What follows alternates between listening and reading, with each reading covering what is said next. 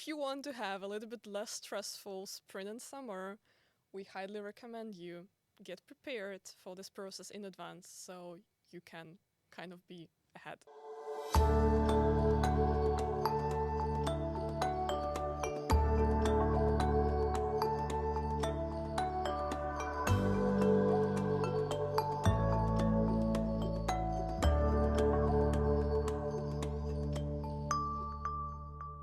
Hi, welcome back to the JYU for You podcast, where we discuss student life at the University of Jyväskylä. Today, I'm interviewing Elizaveta Arzamastseva and Elisa Pratesi, who are alumni for JYU and now they work here at the international office. We will discuss how the process continues after the application, both from the university side and how should students prepare for the next steps. We will comment on different steps of the process, and you can find more information about them in the links in the description of the video. I hope you enjoy. Welcome, Elisa and Elizaveta, and thank you very much for coming to the podcast today to explain what is the role of the international office in this application process that the students are waiting for. And well, you are both former international students here in the university, so Yes. please tell us a little bit about your process. Well, do you mind if I start? Sure. I first came to Jyväskylä. Sorry, it all began when I came to the University of Jyväskylä on exchange while I was doing my bachelor's in Italy at the University of Bologna. So I spent 1 year here, and then a couple of years later in 2016 I came again, did my internship here because clearly I really wanted to come back to the University of Jyväskylä. And then I eventually decided that I would do my master's degree, and I studied in what at the time was the Applying program. Nowadays it's the LAGIC program, so I graduated in applied linguistics and a bit of intercultural communication. And then during that time I was doing a bit of international tutoring and was trying to find something that would interest me. And then and I knew I wanted to sort of remain in the international field. And then I came across an internship at the international office, applied for it, didn't get in the first time, and then applied again, and this time I got lucky and I got that internship. And that's how I ended up in the international office, because then I kind of never left. So I, in a way, got a bit stuck, but here I am. All right. Oh, quite a similar story for me. So I'm also a former exchange student. I've been here on exchange, I think, 1 year before you. Yes. At least I started my master's here 1 Yep. year before you. But yeah, I also quite liked it here. So back then I still studied in Russia at St. Petersburg University. But when I was here, I was basically just randomly taking a course, Introduction to Intercultural Communication, because my friends went there. Back then I studied a different major subject, but I quite liked it. It was very well. Also, I was able to reflect on my own experiences as an international student, so I decided why not to change my field for intercultural communication and actually start full-time studies here as a degree student. So I came here, and then already when I started my studies, I was kind of like envisioning myself working for international office, but everyone kept telling me that it's very challenging. It's like there's no one working who is not a Finnish person, you need fluent Finnish, but I was started to collecting different experiences, like being a tutor, just like Elisa, and working for different international organizations. Also went for an internship in Hungary, and then eventually, bit by bit, I also found the internship. Just like Elisa, I had the international office, and then I was like, oh, they accepted me, okay. And then, yeah, I had a few positions at the university, and bit by bit, kind of like went towards my goal, and here we are.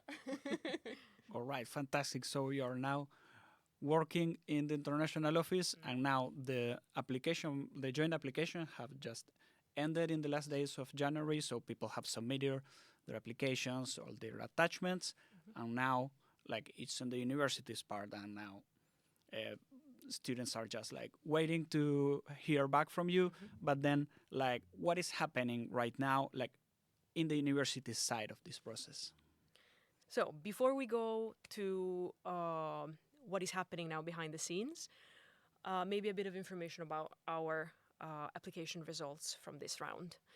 So we received a bit under 4,000 applications, which is quite a good number. We're quite happy with it. We had two most popular programs. The first one was Artificial Intelligence, offered by the Faculty of Information Technology. And then the second most popular was actually one of our bachelor's programs in Business Innovation and Sustainability. We had quite a diverse pool of applicants. We got applicants from 98 different countries, so it was quite nice to see diversity among the applicants. But at this point, I think most applications are being processed. Maybe people are waiting in different situations, and as you mentioned, they're a bit sort of wondering what is happening next. And for that, I throw the ball to Elizaveta, who can shed some light on that.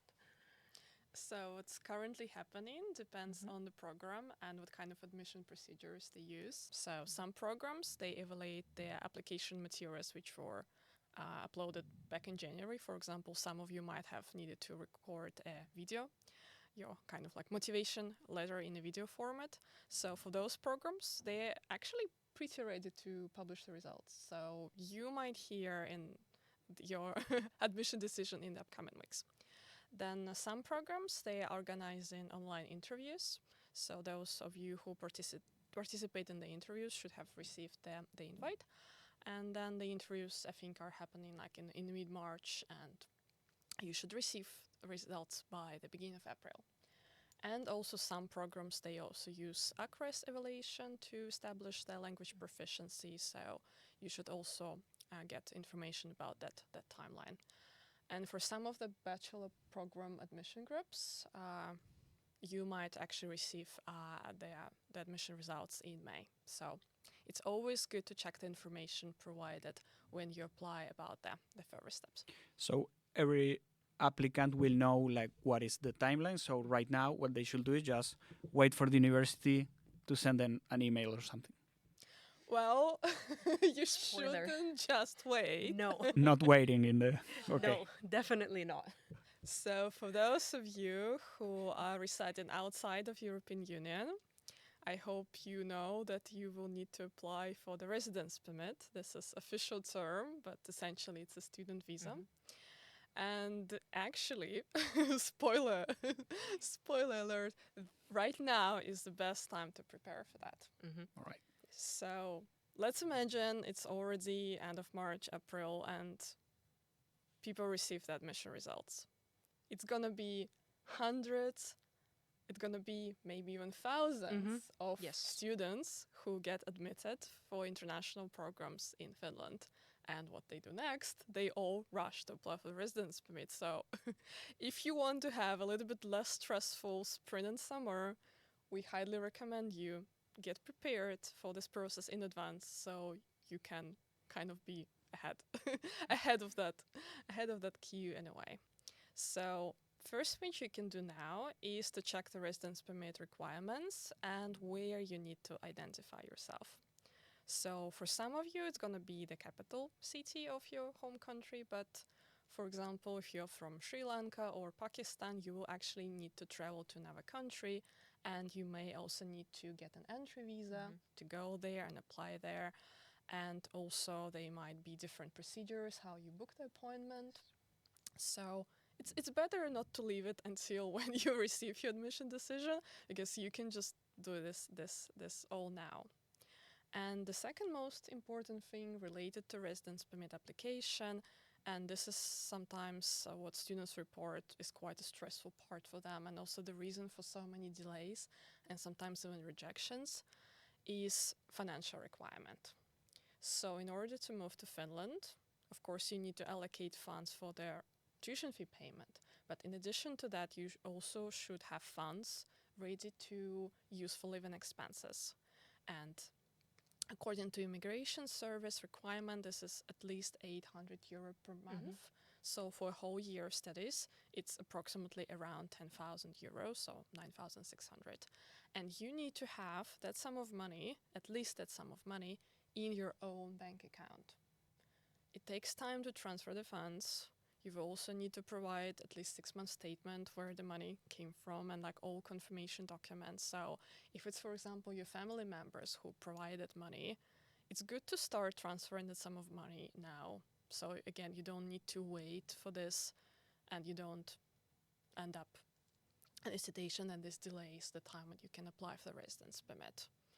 So collect all the documents, make sure the money is in your own account, and for example, if it's provided by someone else, make sure that they also have the means to prove where the money came from. Like, was it salary? Was it like some sold property? So you have everything ready. So once you apply, you just submit everything, and then you sit and relax. But don't just sit and wait now. Yeah, so now it's a good time to then like prepare. all the information about the residence permit is available in Enter Finland in the web page of the Yes, of the immigration services. immigration services of Yes. Finland. And I remember because I had to go through the same process as most of us. So then you need to like, it's very clear because they ask you like, are you a student that come from outside the European Union, or are you students that come from the European Union? Then like they will like point you to the right path. Yes. And then like it's very clear, like all the requirements. So like the link will be also in the comments of this video, so that the people can check that up as well and see it for itself. So all right, so the next steps for everyone is start preparing for that. They're not booking the appointment yet, but at least they can start getting all the information that they need, and maybe like prepare to send any additional documents that maybe that may be needed. And then then the next step after these months of readiness will be receiving the acceptance letter finally from the university. Yes. I remember when I got mine, like it was the day before my birthday, and I was like, yeah. And then like remember that like, I had the information about the residence permit, but I remember that I applied for student housing. A friend had told me, oh, sometimes the student housing takes a lot of time to answer. Yeah. I applied the next day, and I got an answer on the 6th. So Excellent. that was fantastic for me. I remember, and I really like my student apartment. So it's great. So once you get the acceptance letters, what are the next steps? So what you just said actually is a very good point, because you said you got the acceptance letter and then you immediately started doing the next steps. And that is exactly kind of what we recommend doing. So the moment that you know, okay, I got accepted, I want to start studying here, I want to move to Finland, and you have prepared also during the time, as Elizaveta mentioned, you have everything ready, now is the moment to act. So step one, if you're liable to pay tuition fees, you have a 2-week, so 14-day window during which you're entitled to an early bird discount. So in practice, that means that on the first year's tuition fee, there is an early bird discount of 1,500 euros, which you're entitled to if you accept your study place. And this you have to do officially in study info. So you have to sort of officially accept and commit to studying at JYU. So once you've done that, if you do that within the 2 weeks, you're entitled to the discount. You don't have, at this point, to pay yet. The 2-week is only for accepting the study place. The payment deadline is a completely different one. Regardless of whether you accept within the 2 weeks or after the 2-week period, of course, if you want the discount, strongly recommend to accept within the 14 days. You then, after that, have to request payment instructions, which we will then send directly after we receive the request, and we sort of process it, and then we send instructions and how to sort of proceed after that. So that would be the immediate step, especially if you're tuition fee liable, because you have an interest in sort of getting it done in the 2 weeks so that you are entitled to the discount. The latest date by which you have to pay the tuition fee, if you're liable, is the 31st of July. So that's also good to keep in mind. And the latest day by which you have to accept your study place. So no matter what your situation is, if you want to study at JYU, you should accept the study place officially by the 9th of July. So that is the latest absolute deadline for that. Yeah. And that's 9th of July at 3 p.m. Finnish time. So this is also crucial that it's not the whole 9th of July, but it's until 3 p.m. Finland time. I think on our website we have a handy time zone converter where you can always check what time it is in Finland at any given time. So that is good to always keep in mind. Yeah. But yeah, I think this is the first step. And after that, together with the letter of admission, I'm sure you have also received a handy info package Yes, called the it's- Ready Set JYU. And in this info package, we have actually, I don't know if in yours there was already a sort of timeline with different sort of steps. But nowadays, and spoiler, there will be in this year's as well, there is sort of a timeline where you can see what are the things you need to do, and there's sort of icons and the most important dates. And it's really handy to have that like visual sort of image, so you know, okay, I did this, check, then next thing that I need to do. Yeah, I remember that I printed mine. Yeah. I printed mine and I put it on a mirror that was in my Yes. room. So whenever I wanted to like look at the mirror, it's like no, but have you asked for your official transcript of record from the university yet? So it's like, Yes. and I will every time like okay, I got this paper, I had it translated or whatever. So I you've been just a like- very committed Yeah, it's- and perfect. Yeah. Yeah. Yeah. So let's say after that, I think another very important thing, which comes right after, most likely for most of you, will be attending the welcome webinar. So we have planned a welcome webinar for all accepted applicants. It will be on Zoom, and it will be in the afternoon here in Finland, around 2 Finnish time. And on the welcome webinar, we will be going over pretty much everything and anything that has to do with sort of starting studies at JYU, how to accept your study place, practicalities. We'll remind you about applying to the residence permit, all of these things, and we'll cover quite many of them in this first webinar. And then, of course, throughout the spring and summer period, we'll have additional webinars that sort of will answer any potential questions that applicants might have. We will also Yeah. have our student ambassadors Yes, to true. share some of their Yes. experiences in those webinars, and Elisa and I we will be hosting those. So hopefully we will see again. And of course, during the webinars, this is the perfect opportunity to ask questions which are on your mind. But we highly recommend first checking the register at JYU and then asking the question, because very often the question has already been answered in those. So there might be like a slight difference between the cultures, like what are you used to in your country when it comes to providing information or customer service in Finland. So when you come here, you will notice that Finland relies very heavily on written information and the websites. Sometimes, especially when they started working here, I was a little bit surprised, and applicants ask like, "We found this information on your website, quote, does this take place?" And I'm like, of course it does. It's on the website. But then I realized that they might be a little bit different practices in different parts of the world. So Yeah. in Finland, we expect you to be prepared. So if we provide you with some information, we count on that you have already checked it. Yes. Maybe not printed it, put it on your mirror, Yeah. but this is an extra step. But this would be actually quite a Finnish thing to Yeah. do. All right. And after you get your acceptance letter is when you can officially start to apply for the residence permit. Yes. Yeah. So again, like we talked, now it's a good start to prepare. But once you get your letter of admission, then you should already have all the documents, so you can apply straight away. So after you receive your letter of admission, book your identification appointment and start filling in the application. So in addition to the letter of admission, you will need your bank statement, again showing that the money is in your account and where it came from, then proving the source of income. Then also you will need insurance.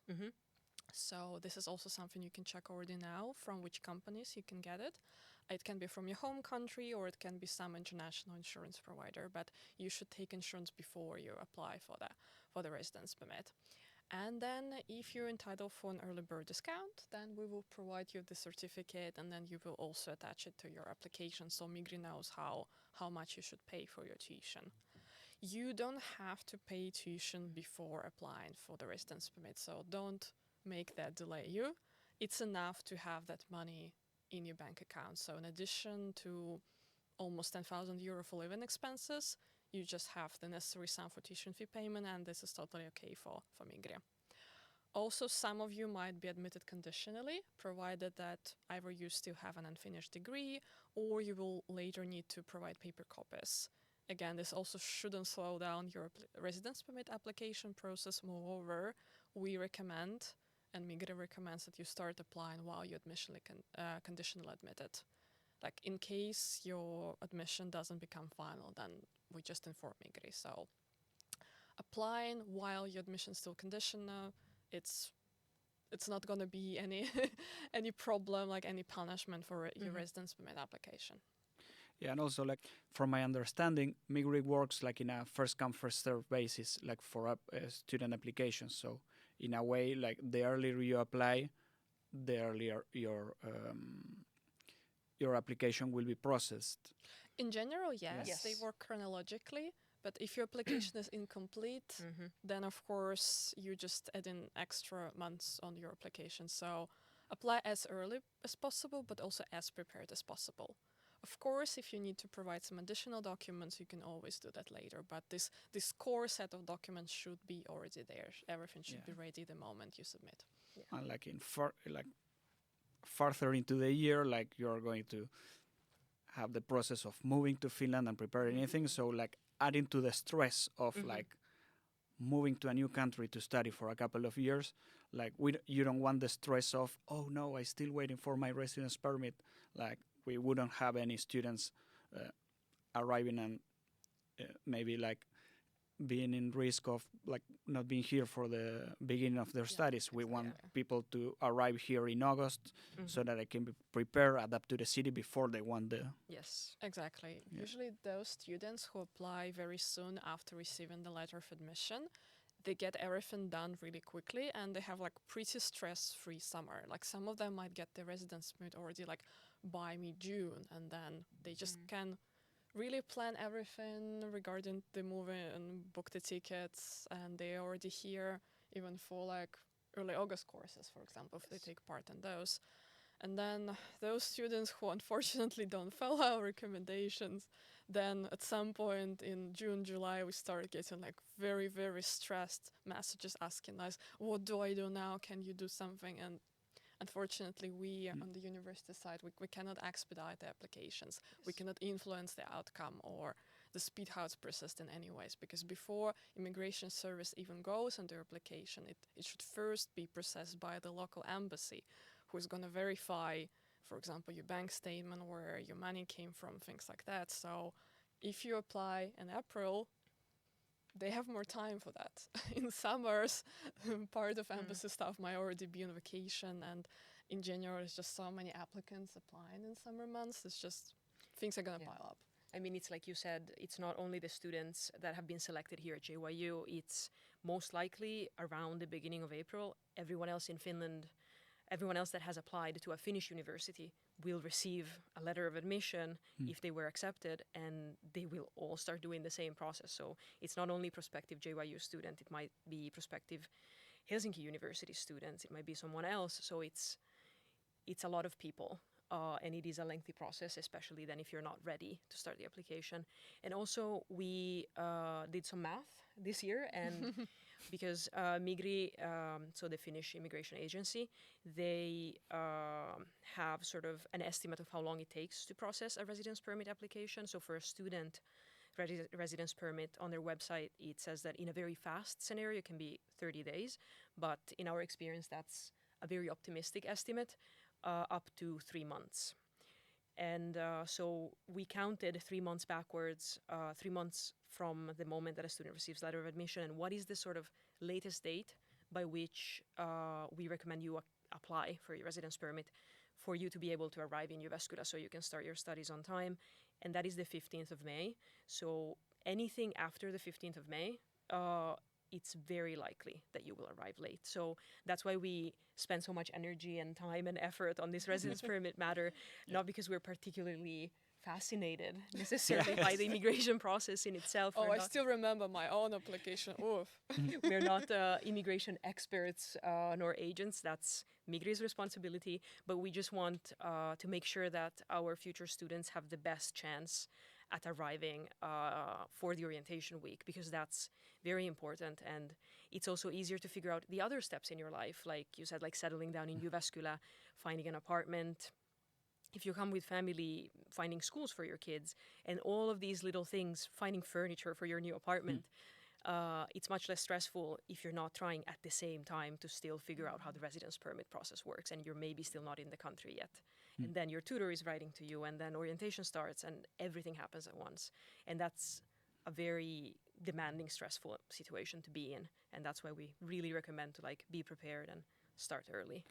So not looking at the deadlines like, oh, I still have time, but rather like, okay, yeah, the deadline is there, but how soon can I start this process? Like try to think about this. You mentioned that some of the deadlines are like in the end of July, about like accepting your study place and paying the tuition, but also those are also like the holiday seasons here in Finland. So in a way, you shouldn't like be expected. You shouldn't wait until the last minute, because then if you have questions on the 31st of July at 5 o'clock in the evening in your own country, and maybe it's like 11 at night here in Finland, it's like, oh, but I asked this question before the deadline and nobody answered me, and then it's like, okay. Yeah. Finland is quite famous for its work-life balance, which becomes a very great thing once you are a part of Finnish working life, but which again might not be such a great thing when you expect an answer. But just if you think about this difference, like what Joaquín mentioned, and just accept the rules, it's just the things are gonna get easier for you if you have already this kind of like expectations that you're not gonna receive the answer straight away. All the university services, they answer, and we also answer to all requests we get in chronological order. So sending us 5 identical messages, this is this is something we really don't appreciate, because it only slows down all the process. Yes. But be sure if you submit your request, then you will receive an answer. Yes. And as Joaquín, you mentioned, now we have a ticket system. But basically what that means in practice is it's essentially the same experience as sending an email. From the user perspective, it doesn't change anything. We, behind the scenes, we use this ticket system so that if I am sick, Elizaveta can answer, or vice versa. So there's always someone reading them, whereas if it's a singular email, it's not as safe, because maybe the question gets buried in my inbox and then no one else knows that it's there. So that's kind of why we have this, it's called Help JYU portal, where prospective applicants, our students, everyone can sort of contact us. We have a form there, but also at this point, if, for example, someone who is still at this like application phase wants to ask a question, an equally good alternative is just to email us. And we have an email address that redirects everything to this Help JYU portal, and then we read it and we answer. And usually, indeed, we answer to everything, so we don't need multiple questions about the same subject. And we answer during our working time, and we try to answer as fast as possible. But of course, if it's a question that requires us to sort of figure extra things out, might take some time, but we always get back to the question. So there is not a scenario where it's like we ignore an applicant because they haven't contacted us enough times or anything like that. We are quite thorough in this. So yeah. And then like another way to communicate with like someone from the university is also via the UniBuddy app. yes. To talk with the student ambassadors. That like we are a group of like nine student ambassadors who are answering. Maybe they're not the questions that you should ask to the international office or the admissions office, but sometimes like people will need some clarification or ask for our advice on like what do you recommend in terms of like student housing, like which are the best. Like maybe it's not a question for you, but rather like I'm not an expert, but I can tell, well, I live in a KOAS building and this is what works for me, but also I know that SO2 is great and some people prefer to rent their own apartment or other questions related to the student life. So it's like good to always have someone who can answer to that. So yeah. Speaking about accommodation, this is actually a great next step after applying for the residence permit. Yes. Once you've sort of taken care of the residence permit formalities in the application, you can start browsing basically for accommodation options. In Jyväskylä, as you mentioned, we have two main student housing providers, Soihtu and KOAS. They're both good. They both have their advantages and disadvantages. Personally, I've lived in both. They're great. I have nothing to complain about. And they have their own websites through which students can apply. The way to prove that you're a student is that you provide your letter of admission. And it's a pretty straightforward process, and you can select in the application what kind of housing you want. There's rooms in shared apartments, which are the cheapest. There's also studio apartments, which are quite tiny, but you basically have your own space. And then there's also family apartments. So if someone is thinking of coming with their family, there's also 2 and 3 bedroom apartments. They're a bit more expensive because, of course, it's a bigger apartment, but they're quite nice, and they're usually quite close to sort of the center area or the campuses of Jyväskylä. And Jyväskylä is a very walkable or cyclable city. It's quite easy to get around, so I would say that none of the student housing options are very far away from the city. It's quite easy to get to places. And of course there's the private market as well, but usually we recommend students to try finding student housing first, so KOAS and Soihtu. This is mainly because it tends to be a bit cheaper. And also some things are included, like electricity. Usually the internet is also included. And there's additional services, like there might be a joint sauna turn, there might be a gym, there is laundry facilities that are included in the rent. So it's a bit of a better setup for a student. So it's good to start looking around, and an application can be submitted on the websites of these student housing providers at any time. So even if you're not in Jyväskylä yet, you can apply, and your application is usually processed. And the moment that they sort of receive your application, they know, okay, this person needs an apartment for August. Even if you apply in May, if they have an available one, they might already send you an offer. Like, as you mentioned, Joaquín, you received your offer in like one day, basically. Yeah. So the sooner the better, in a way. It doesn't hurt. There's no disadvantage. And the sooner you are, the earlier you are, the better chances are you get exactly what you kind of want. Because, of course, not only there's all the new international students starting in the autumn, but all local Finnish students are also starting, and they're all competing for the same apartments. So, again, the sooner the better. It's better not to leave it to the latest possible minute. Yeah.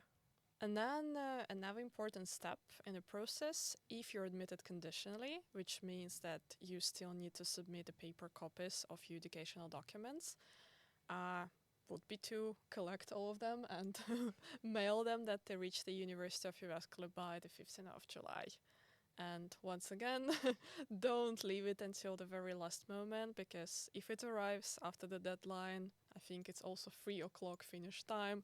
If it arrives 3:01, then unfortunately they won't be accepted. So if you first need to communicate to your university to even get the documents and then get them translated, again, make sure that you discuss all the steps of the process with those departments who are involved in it, so you have a realistic timeline how quickly you can get those.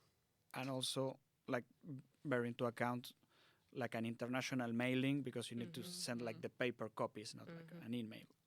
So, like, I don't know how long can it take, but maybe it's like, depending on where you are, 1 week, 2 weeks, 3 weeks. So it's like, can be also a lengthy process. Exactly, yeah. Delays are possible sometimes.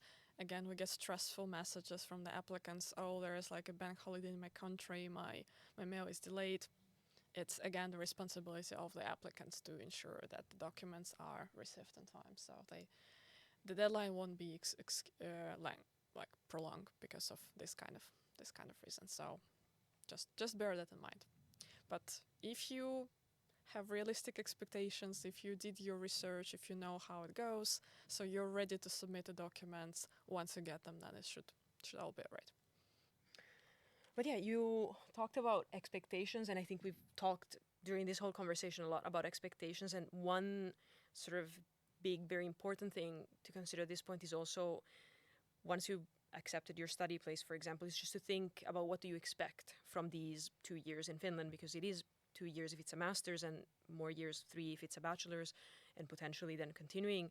So it's a commitment that also involves sort of a bit of a reality check from the applicant that, like, am I ready for this? And also financially, there are, if you're tuition fee liable, our tuition fees are around, the most common is 10,000, 12,000. So even with an early bird discount. It's still a significant amount of money, plus the financial requirements from the immigration perspective, which are there, not so much because Migri wants to know, but like, of course, Migri wants to know, but it's also because that's the money that living in Finland will cost you. So Finland is not the cheapest country in Europe. There are costs that come with living in Finland. We have a page on costs of living that is good to look at, and sort of to take all of these into account and to assess, am I ready? Do I have enough money? Because it can add up, like it can be 10K plus 10K to stay here for 1 year. That can add up to 40K for 2 years if you're doing a master's. So it's a significant investment that one is also making. So it's good to sort of keep that in mind, especially considering that, as it's probably been mentioned in the news many times at this point, that Finland has one of the highest, if not the highest, unemployment rate in Europe right now. So it is not easy to find jobs. It's not easy in terms of employment. So it might be difficult. And definitely we don't encourage our students to count on finding a job when they come here, because the job market is bad for local Finns, let alone for someone who has just arrived in a way. There is not much of this like service industry work that might be common in other countries in the world. So sort of to have a real set of realistic expectations. And of course, there are opportunities for some. We have, for example, within the university during your studies, it might be possible to do internships. We have student tutoring, but these are all relatively small things. So there is chances for experience and chances for networking, which is very crucial also for our students, but not to sort of count on these when planning the start of this adventure here in Jyväskylä and in Finland. So it's good to also sort of take a moment while preparing to also think, okay, I am preparing, but am I also ready financially? Am I ready for this commitment to coming to Finland? So this is also why we sort of want to answer as many questions as possible. This is why we're also here. So sort of kind of like giving all the tools and the information that we can so that our students are prepared. Yeah, and thank you very much, because it has been a very nice conversation, and also I think we cover like every step of the process, like from here after completing your application to how you end up arriving in Jyväskylä in August, hopefully ready to start with your sweet new student accommodation that it's probably going to be great. So yeah, all the links that we have discussed, of all the information that you may need, it's on the comments in the info of this video. So if you had any questions, you can contact the international office, admissions, or the students ambassador if you have any other questions. So thank you very much for being here with me, and well, we will see you in the next episode of JYU for You.